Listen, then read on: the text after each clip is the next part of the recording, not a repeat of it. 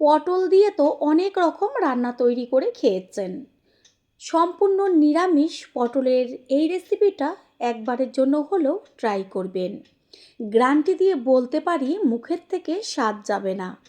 একটা নিরামিষ রেসিপি যে এতটা টেস্টি হতে পারে সেটা আপনারা খাওয়ার পরেই বুঝতে পারবেন। তারপর এসে কমেন্ট করে জানিয়ে যাবেন। এক মুঠো গোবিন্দভোগ চাল দিয়ে রেসিপিটি আজ তৈরি করব। তাহলে কিভাবে তৈরি করব সেটাই দেখে নেওয়া যাক।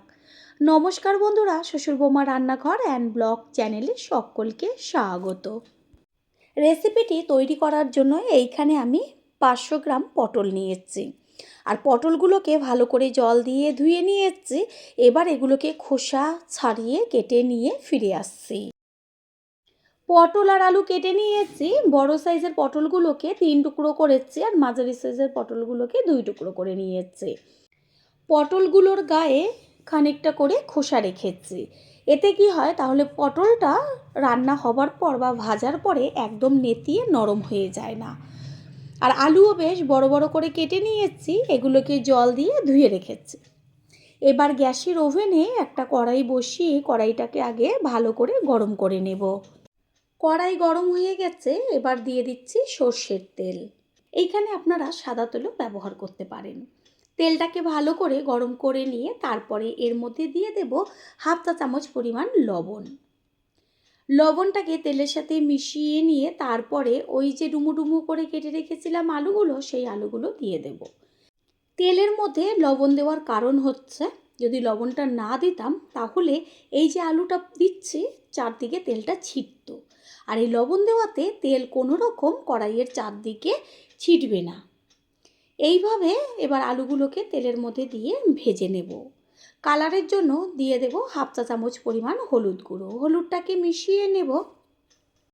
এই টিপসগুলো যারা পুরনো গৃহিণী তারা সকলেই জানে, তবে যারা প্রথমবার রান্না করবেন বা কিছুদিন রান্না করছেন তাদের জন্যই কিন্তু এই ছোট ছোট টিপসগুলো শেয়ার করি। আলুগুলো তেলের মধ্যে 3-4 মিনিট মতন ভেজে নিয়ে তারপরে দিয়ে দিচ্ছি কেটে নেওয়া পটল। পটলগুলো যেন ভালোভাবে ভাজা হয় সেই দিকে খেয়াল রাখতে হবে, কারণ পটল যদি ভালোভাবে বেশ লাল লাল করে ভাজা না হয় তাহলে কিন্তু পটলটা খেতে একদমই ভালো লাগে না। সেই কারণে পটলটাকে ভালো করে ভাজতে হবে। এইভাবে গ্যাসের ফ্লেম মিডিয়াম টু হাই করে আলু আর পটল একই সাথে ভেজে নেব। কিছুক্ষণের জন্য একটু ঢাকনাটা চাপা দিয়ে দেব আর ভাজাটা হতে থাক। অন্যদিকে আমি একটা মশলা তৈরি করব। এইখানে একটা মিক্সিং জার নিয়ে এসেছি আর জারের মধ্যে এবার দিয়ে দেব ছোট ছোট করে কেটে নেওয়া আদা, পাকা লঙ্কা আর হচ্ছে চারুমগজ। হাতের কাছে যদি চারুমগজ না থাকে কোনো সমস্যা নেই, এখানে আপনারা চিনে বাদামও দিতে পারেন। দিয়ে দিচ্ছি বড় সাইজের একটা টমেটো। এবার এর মধ্যে সামান্য জল দিয়ে একসাথে পেস্ট করে নেব। তেজপাতা তো আমরা সকলেই ফোড়ন হিসাবে ব্যবহার করি, তবে মশলা হিসাবে একবার ব্যবহার করবেন। এখানে একটা তেজপাতা ছোট ছোট টুকরো করে দিয়ে এসেছি। এবার পেস্ট করে নেব। মশলার সাথে তেজপাতাটা দিলে পরে কতটা টেস্টি হয় সেটা আপনারা খাওয়ার পরেই বুঝতে পারবেন।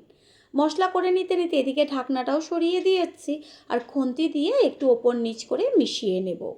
নিচের পিঠটা দেখা যাচ্ছে পুরো লাল লাল হয়ে এসছে। ঠিক এইভাবে এপিট ওপিট করে একটু সময় নিয়ে আলু আর পটলটাকে ভালোভাবে ভাজতে হবে। আলু আর পটল খুব সুন্দরভাবে লাল লাল হয়ে ভাজা হয়েছে। আলু প্রায় 50%-এর ওপরে সিদ্ধ হয়ে গেছে। এবার এগুলোকে তেল ছেঁকে তুলে নেব। খুন্তির ওপর একটু সাইডে রাখলে পরে পটল আর আলুর থেকে সমস্ত তেলটা বেরিয়ে আসবে। সব তুলে নিয়েছি। ওই যে গড়িয়ে আসা তেলটুকু বেঁচে রয়েছে, এর মধ্যে আর অল্প করে তেল ব্যবহার করছি। তেল গরম হয়ে গেছে, এবার এর মধ্যে ফোড়ন দেব। ছোটো চামচের 1 চা চামচ পরিমাণ সাদা জিরে দেব। গোটা গরম মশলা যেমন এলাচ, দারচিনি, লবঙ্গ, জয়িত্রী আর একটা তেজপাতা। শুকনো লঙ্কা একটা দিয়েছি 2 টুকরো করে। গ্যাসের ফ্লেম লোতে রেখে ফোড়নটাকে ভালোভাবে ভেজে নেব 30 থেকে 40 সেকেন্ড। ফোড়নের থেকে সুন্দর একটা মিষ্টি গন্ধ বেরোচ্ছে। এই পর্যায়ে এর মধ্যে দিয়ে দেব ওই যে মশলাটা পেস্ট করে রেখেছিলাম, টমেটো, চারুমগজ, আদা, কাঁচা লঙ্কা, সেই মশলা। গ্যাসের ফ্লেম লো করে এবার মশলাটা তেলে মিশিয়ে নেব। যেহেতু চারুমগজ দেওয়া রয়েছে সেই কারণে গ্যাসের ফ্লেম লোতে রেখে খুন্তি দিয়ে একটু বারে বারে নেড়ে চেড়ে দিতে হবে মশলাটাকে। দিয়ে দিচ্ছি কালারের জন্য হলুদ গুঁড়ো আর স্বাদের জন্য পরিমাণ মতন লবণ। আমি আর এখানে কাশ্মীরি লঙ্কার গুঁড়ো ব্যবহার করলাম না, কারণ যেহেতু পাকা লঙ্কা দিয়েছি সেই কারণে আর কালারের জন্য কোনো রকম লঙ্কার গুঁড়োর দরকার নেই। এইখানে আমি নিয়েছি গোবিন্দভোগ চাল। গ্যাসের অন্য ওভেনে একটা তড়কা প্যান বসিয়ে গ্যাসের ফ্লেম একদম লোতে রেখে দিয়ে দিয়েছি 1 চা চামচ গাওয়া ঘি। এইখানে আপনারা হাতের কাছে ঘি না থাকলে সাদা তেলও দিতে পারেন, তবে ঘিটা দিলে গোবিন্দভোগ চালের গন্ধ আর ঘিয়ের গন্ধ একদম জমে ক্ষীর। ঘিটা যখন দেখবেন গলে গেছে বা হালকা একটু গন্ধ বেরোচ্ছে, ঠিক তখনই এর মধ্যে দিয়ে দেব ওই যে গোবিন্দভোগ চালটা রেখেছি সেই চালটাকে চামচ দিয়ে ঘিয়ের সাথে ভালো করে নেড়ে চেড়ে ভেজে নেব কিছুক্ষণ, যতক্ষণ পর্যন্ত চালটা বেশ একটু সাদা সাদা মুড়ির আকার না আসে। দেখবেন বেশ সাদা সাদা হয়ে যায়, চালটা একটু বড় বড় হয়ে গেছে, তখনই কিন্তু এটাকে নামিয়ে রাখতে হবে। এই ওভেনে মশলাটাও কষানো হচ্ছে আর অন্যদিকে তো চালটা আমি গিয়ে ভেজে নিচ্ছি। চালটা দেখা যাচ্ছে বেশ সাদা সাদা হয়ে গেছে, আর খেয়াল রাখবেন যেন চালটা বেশ লাল লাল না হয়ে যায়। যখনই দেখবেন মুড়ির মতন বেশ সাদা সাদা হয়েছে তখনই কিন্তু নামিয়ে নেবেন। এটা সম্পূর্ণ চালটা ভাজা হয়ে গেছে, এটাকে গ্যাস অফ করে দেব। কড়াইয়ের ঢাকনাটা সরিয়ে দিয়ে তারপরে খুন্তি দিয়ে মশলাটাকে একটু নেড়ে চেড়ে দেব। ওপরে কত সুন্দর তেল ছেড়েছে আর মশলার থেকে সুন্দর একটা গন্ধ বেরোচ্ছে। এই পর্যায়ের মধ্যে দিয়ে দেব ওই যে ভেজে রেখেছিলাম পটল আর আলুটা দিয়ে আরও 1.5 থেকে 2 মিনিট মতন এইভাবেই কষিয়ে নেব, আর ঢাকনা চাপা দেব না। 2 মিনিট মতন মশলার মধ্যে পটল আলু কষিয়ে নেওয়ার পরে ভেজে নেওয়া গোবিন্দভোগ চালটা দিয়ে দেব। আর এই রেসিপির ক্ষেত্রে চালটা একটু যদি বেশি ব্যবহার করা হয় তাহলে কিন্তু টেস্টটা বেশি হয়। চালটাকে সব কিছুর সাথে নেড়ে চেড়ে নিয়ে গ্যাসের ফ্লেম লোতে আছে। দেব উষ্ণ গরম জল। সবসময় চেষ্টা করবেন রান্নায় উষ্ণ গরম জল ব্যবহার করার। জলটা দেওয়ার পরে গ্যাসের ফ্লেম হাই করে ভালো করে জলের সাথে পটল আলু চালটা মিশিয়ে নেব। আর এটা কিন্তু পাতলা ঝোল হবে না, বেশ একটু গামাখা হবে, সেটাই খেতে ভালো লাগবে। গোবিন্দভোগ চাল তো বেশিক্ষণ সিদ্ধ হতে লাগে না। এইভাবে ঢাকনা চাপা দিয়ে প্রায় 7 থেকে 8 মিনিট মতন রাখার পরে কড়াইয়ের ঢাকনাটা তুলে একটু চেক করে নেবেন যে চালটা কতটা হয়েছে। জলটা একটু বেশি ব্যবহার করবেন, কারণ গোবিন্দভোগ চালে কিন্তু অনেকটা পরিমাণ জল টেনে নেয়। একটু চেক করে নিচ্ছি যে চালটা কতটা হলো, খুন্তি দিয়ে তুলে দেখে নিচ্ছি। আর এই গোবিন্দভোগ চাল দেখলে এরকম চাল মনে হয়। যখন দেখবেন যে রান্নার করার পরে যদি একটু ঢেকে রাখেন তাহলে কিন্তু চালটা নরম হয়ে যায়। সেই কারণে চালটা বুঝে নামাবেন যেন চাল একদম গলে না যায়, তাহলে কি হবে, ভালো লাগবে না। চালটা বেশ গোটা গোটা থাকবে তবে নরম হবে, ঠিক সেই পর্যায়ে নামাবেন। যখন দেখবেন এই যে চালটা বেশ একটু সামান্য চালের থেকে ভাতের মতন আকার নিয়েছে তখনই কিন্তু গ্যাসটা অফ করে দিতে হবে। এই যে আলুটা চেক করে নিচ্ছি, আলু সিদ্ধ হয়ে গেছে আর কতটা ঝোল রয়েছে দেখাই যাচ্ছে। এই যে ঝোলটা এটা কিন্তু থাকবে না, চালে টেনে নেবে। চেক করে নিয়েছিলাম একটু লবণের প্রয়োজন, সেই কারণে 1 চা চামচ পরিমাণ লবণটা দিয়ে ভালো করে মিশিয়ে নেব। পুরনো বন্ধুদের সবসময় আমাদের পাশে এইভাবে ভালোবেসে থাকার জন্য অনেক অনেক ভালোবাসা। আলু চাল দুটোই হয়ে গেছে। এই পর্যায়ে দিয়ে দিচ্ছি ছোটো চামচের 1 চা চামচ পরিমাণ গরম মশলার গুঁড়ো, আর সমস্ত কিছুর ব্যালেন্সটা ঠিক রাখার জন্য চিনি। গরম মশলার গুঁড়ো আর চিনিটা মিশিয়ে নেব। প্রথমবার যারা আমাদের চ্যানেল ভিজিট করছেন তাদের আন্তরিক শুভেচ্ছা ও অনেক ভালোবাসা। আমাদের রেসিপিগুলো যদি ভালো লেগে থাকে সাবস্ক্রাইব করে দেওয়ার অনুরোধ রইল ও পাশে থাকা বেল আইকনে ক্লিক করলে পরবর্তী ভিডিওগুলো সবার আগে আপনাদের কাছে পৌঁছে যাবে। রেসিপি একদম তৈরি হয়ে গেছে। গরম মশলা চিনি দিয়ে 2 থেকে 3 মিনিট মতন ফুটিয়ে নিয়েছি। এবার গ্যাস অফ করে দেব। আর গ্যাস অফ করে দেওয়ার আগে সবশেষে টেস্টটা আরও টেস্টি হবার জন্য দিয়ে দিচ্ছি 1 চা চামচ পরিমাণ গাওয়া ঘি। এটা কিন্তু কেউ স্কিপ করবেন না। গাওয়া ঘিটা মিশিয়ে নিয়ে তারপরে একটু ঢাকনাটা চাপা দিয়ে দেব রেস্টের জন্য। 5 মিনিট মতন রেস্টে রেখেছিলাম। তারপর কড়াইয়ের ঢাকনাটা সরিয়ে দিয়ে সম্পূর্ণ লুকটা দেখিয়ে দিচ্ছি। যখন গ্যাসটা অফ করি তখন কতটা পরিমাণ ঝোল ছিল আমি তো আগে থেকেই বলেছি যে চালে অনেকটা পরিমাণ জল টেনে নেয়, সেই বুঝেই জলটা ব্যবহার করবেন। দেখা যাচ্ছে কত সুন্দর মাখা মাখা একটা ভাব চলে এসছে। ঠিক এরকমই কিন্তু রেসিপিটা নাবাতে হবে। এবার একটা পাত্রে তুলে নেব। তৈরি হয়ে গেল আজকের রেসিপি। আশা করি রেসিপিটি ভালো লাগলো। আর যদি ভালো লেগে থাকে একটা লাইক, কমেন্ট, পারলে একটা শেয়ার করে অবশ্যই জানাবেন। আপনাদের দেওয়া একটা লাইক ও লাইকের পাশে থাকা হাইপ আর একটা শেয়ার আমাদের কাছে অনেক অনেক গুরুত্বপূর্ণ। All friend, thanks for watching my video. আপনারা সকলে ভালো থাকবেন, সুস্থ থাকবেন। আবারও দেখা হবে অন্য কোনো রেসিপির এপিসোডে। কথাই আছে মাছে ভাতে বাঙালি। দুপুরবেলা গরম গরম ভাতের সাথে যদি এরকম মাছের ঝোল পাওয়া যায় তাহলে আর অন্য কিছুই লাগবে না, চেটে পুটে সবাই খেয়ে নেবে। নমস্কার বন্ধুরা, শ্বশুর বৌমা রান্নাঘর অ্যান্ড ব্লগ চ্যানেলে সকলকে স্বাগত। আজ শেয়ার করব ছোট মাছের রেসিপি। এটা ছোট মাছ দিয়ে করছি। যে কোনো মাছ দিয়ে এই পদ্ধতিতে তৈরি করে খেয়ে তারপরে সে কমেন্ট করে জানিয়ে যাবেন যে রেসিপিটি কেমন হয়েছিল। তাহলে কি করে তৈরি করব সেটাই দেখে নেওয়া যাক। সবার প্রথমে এইখানে মায়া মাছ নিয়েছি, অনেকে এটাকে মোরলা মাছ নামেও চেনে। এবার মাছগুলোকে কেটে নিয়ে ফিরে আসছি। আর বড় মাছ কাটার থেকে ছোট মাছ কেটে নেওয়া কিন্তু খুবই সহজ। একদম অল্প সময়ে অনেকটা পরিমাণ মাছ বেছে নেওয়া হয়ে যাবে। একটা করে মাছ নিয়ে তারপরে পেটের দিকে আস্তে করে চাপ দিলেই বেশ ভেতরের থাকা প্যাটাটা বেরিয়ে আসবে। আর পেছনের লেজটা একটু নখ দিয়ে কেটে দিলেই হয়ে যাবে, কোনো রকম বটির প্রয়োজন নেই।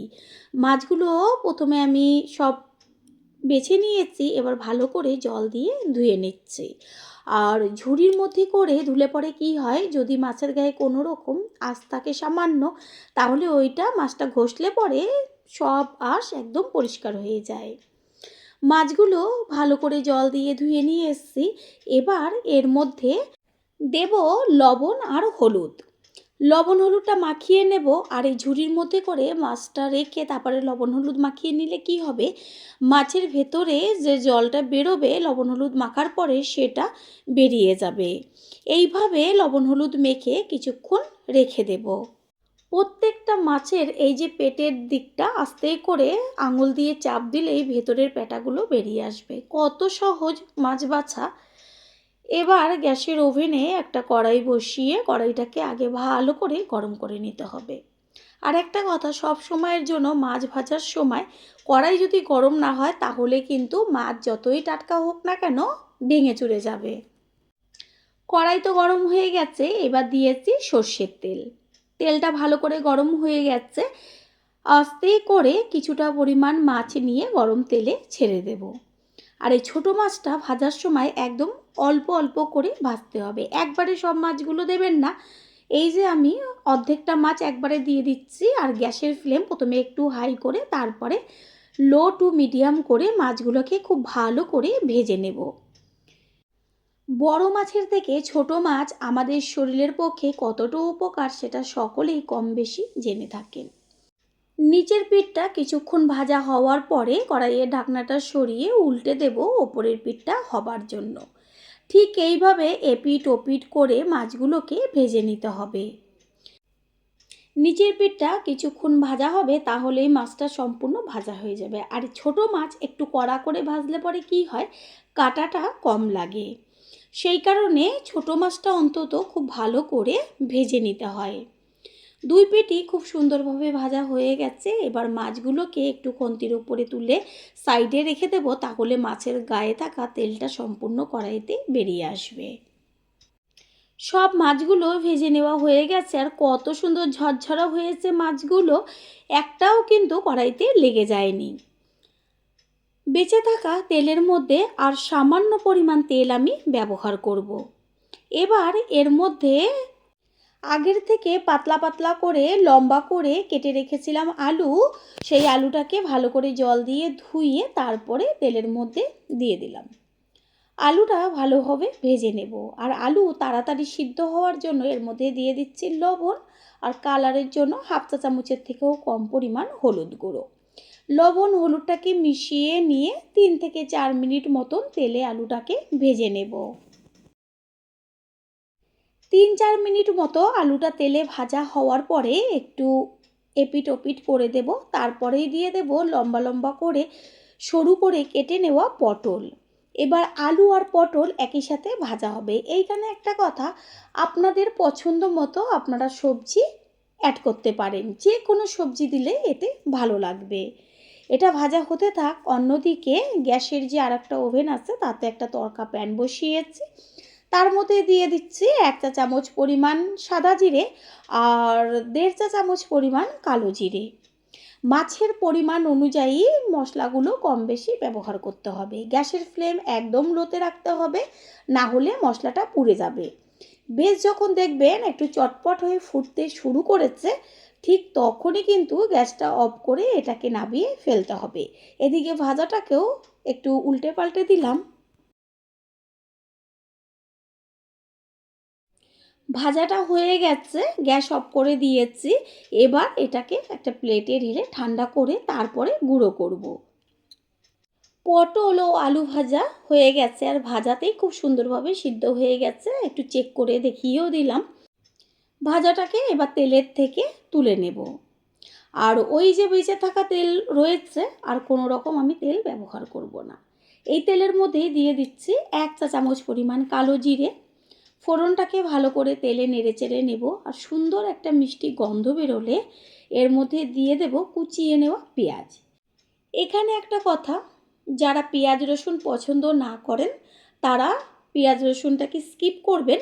তাছাড়া আর যে সবজি বা আর যে উপকরণগুলো আমি মেশাবো সেগুলো অবশ্যই দেবেন। পেঁয়াজটাকে ভালো করে তেলের মধ্যে ভেজে নেব। পেঁয়াজ ভাজা হতে হতে অন্যদিকে আমি একটা মশলা তৈরি করব। একটা মিক্সিং জার নিয়েছি, আর তার মধ্যে আমি দিয়ে দেব ছোট ছোট টুকরো করে নেওয়া আদা, দেব বেশ কয়েক কোয়া রসুন, আর এই মাছের ঝোলেতে একটু রসুনটা বেশি ব্যবহার করব। ঝালের জন্য পাকা লঙ্কা, আর হচ্ছে একটা বড় সাইজের টমেটো। আর কোনো রকম এতে জল ব্যবহার করব না, যেহেতু টমেটো দেওয়া রয়েছে। এবার এটাকে ভালো করে পেস্ট করে নেব। পেঁয়াজটা লাল লাল করে ভাজা হয়ে গেছে। এই পর্যায়ে এর মধ্যে দিয়ে দেব ওই যে আদা রসুন পাকা লঙ্কা টমেটোটা পেস্ট করে নিয়েছিলাম সেই পেস্ট। ভালো করে মশলাটাকে কষিয়ে নেব। মশলার মধ্যে দেব স্বাদ অনুযায়ী লবণ, আর কালারের জন্য হলুদ গুঁড়ো। যেহেতু পাকা লঙ্কা ব্যবহার করেছি সেই কারণে এখানে আর কাশ্মীরি লঙ্কা ব্যবহার করিনি। আপনারা চাইলে অবশ্যই কাশ্মীরি লঙ্কা ব্যবহার করতে পারেন। এইভাবে মশলাটাকে 4 থেকে 5 মিনিট মতন গ্যাসের ফ্লেম মিডিয়াম টু লো করে কষিয়ে নেব। কড়াইয়ের ওপরে একটু ঢাকনাটা চাপা দিয়ে দেব, আর অন্যদিকে যে সাদা জিরে আর কালো জিরেটা আমি ভেজে নিয়েছিলাম সেটাকে একটা থেতনির মধ্যে রেখে এবার একদম গুঁড়ো গুঁড়ো করে দেব। কড়াইয়ের ঢাকনাটা সরিয়ে দিয়ে একটু খুন্তি দিয়ে মশলাটাকে নেড়েচেড়ে নেব। আর ওপরে কত সুন্দর তেল ছাড়ছে, তেমন একটা কালার এসছে। যেহেতু পাকা লঙ্কা ব্যবহার করেছি, এই পর্যায়ে এর মধ্যে দিয়ে দেব 1 চা চামচ ধনের গুঁড়ো। জিরের গুঁড়ো ব্যবহার করব না। আর ধনের গুঁড়োটা আমি প্রথমে কেন দিইনি, যদি মশলার সাথে ধনের গুঁড়োটা ব্যবহার করা হতো তাহলে কালারটা অনেকটাই নষ্ট হয়ে যেত। ধনের গুঁড়োটা মিশিয়ে নেওয়ার পরে সামান্য 2 থেকে 3 মিনিট মতন একটু কষিয়ে নিয়েই এর মধ্যে দিয়ে দেব ভেজে রাখা আলু আর পটল। আলু আর পটল মশলার সাথে নেড়ে চেড়ে ভালো করে মিশিয়ে নিয়ে গ্যাসের ফ্লেম লোতে রাখবো, না হলে নিচটা ধরে যাবে। দেখবেন একই মশলা ব্যবহার করেও একটু সামান্য ভিন্ন ভিন্নভাবে যদি মশলাটাকে ব্যবহার করি, রান্নার স্বাদ সম্পূর্ণ বদলে যায়। সেই কারণেই আমাদের বাড়ির রান্না রেস্টুরেন্টের রান্নাগুলো সম্পূর্ণভাবে আলাদা হয়, সেই টেস্ট কিন্তু আসে না। দিয়ে দিচ্ছি উষ্ণ গরম জল। আর রান্নায় সবসময় চেষ্টা করবেন গরম জলটা ব্যবহার করার, তাহলে রান্নার টেস্টটা দ্বিগুণ বেড়ে যায়। গ্যাসের ফ্লেম হাই করে দেব। আর এই সব মাছের ঝোলে জলের পরিমাণটা একটু বেশি দেবেন, কারণ এই যে ঝোলটা হবে, এই ঝোল দিয়েই ভাতটা খাওয়া হয়ে যাবে। ভালো করে ঝোলটাকে ফুটিয়ে নেব। তারপরে একটু ঢাকনাটা চাপা দিয়ে দেব কিছুক্ষণ মশলার সাথে ঝোলটা হবার জন্য। পুরনো বন্ধুদের সবসময় আমাদের পাশে এইভাবে ভালোবেসে থাকার জন্য অনেক অনেক ভালোবাসা। 5-6 মিনিট মতন ঝোলটা হওয়ার পরে ঢাকনাটা সরিয়ে গ্যাসের ফ্লেম হাই করে দেব। তারপরে এর মধ্যে দিয়ে দেব ওই যে ভেজে রেখেছিলাম মাছগুলো, সেই মাছটা দিয়ে ঝোলে একটু মিশিয়ে নিয়ে দেব ওই যে সাদা জিরে আর কালো জিরেটা গুঁড়ো করে রেখেছিলাম, সেই সম্পূর্ণ গুঁড়োটা। মাছের পরিমাণ অনুযায়ী গুঁড়োটা বেশি কম ব্যবহার করবেন। গুঁড়োটাকে ঝোলে ভালো করে নেড়েচেড়ে মিশিয়ে নিয়ে কিছুক্ষণের জন্য হতে দিতে হবে, যেন মাছের মধ্যে এই যে ভাজা সুন্দর মিষ্টি গন্ধটা যায়। এত টেস্টি হয় রেসিপিটা, যেটা নাকি খাওয়ার পরেই বুঝতে পারবেন। একটু ঢাকনাটা চাপা দিয়ে দেব। প্রথমবার যারা আমাদের চ্যানেল ভিজিট করছেন তাদের আন্তরিক শুভেচ্ছা ও অনেক ভালোবাসা। আমাদের রেসিপিগুলো যদি ভালো লেগে থাকে সাবস্ক্রাইব করে দেওয়ার অনুরোধ রইল, ও পাশে থাকা বেল আইকনে ক্লিক করলে পরবর্তী ভিডিওগুলো সবার আগে আপনাদের কাছে পৌঁছে যাবে। 4-5 মিনিট বাদে কড়াইয়ের ঢাকনাটাকে সরিয়ে দিয়ে আরও একবার খুন্তি দিয়ে ভালো করে মিশিয়ে নেব। যেমন কালার দেখা যাচ্ছে তেমন তার গন্ধ বেরোচ্ছে।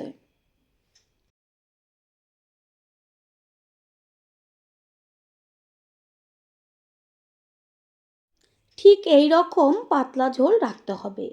ঠান্ডা হওয়ার পরে একটু বসে যাবে, তবে ঝোলটা যেন থাকে সেইভাবে জলটা দেবেন। রেসিপি একদম কমপ্লিট হয়ে গেছে। সবশেষে দিয়ে দিচ্ছি কুচিয়ে নেওয়া ধনেপাতা।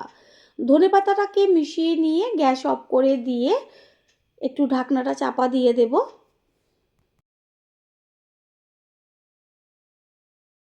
4-5 মিনিট বাদে ফিরে এসে কড়াইয়ের ঢাকনাটা সরিয়ে দিয়ে সম্পূর্ণ লুকটা দেখিয়ে দিচ্ছি। দেখা মাত্রই জিভের থেকে জল চলে আসবে। এবার একটা পাত্রে তুলে নেব। তৈরি হয়ে গেল আজকে ছোট মাছের রেসিপি। আশা করি রেসিপিটি ভালো লাগলো। আর যদি ভালো লেগে থাকে একটা লাইক, কমেন্ট, পারলে একটা শেয়ার করে অবশ্যই জানাবেন। আপনাদের দেওয়া একটা লাইক ও লাইকের পাশে থাকা হাইপ আর একটা শেয়ার আমাদের কাছে অনেক অনেক গুরুত্বপূর্ণ। All friend, thanks for watching my video.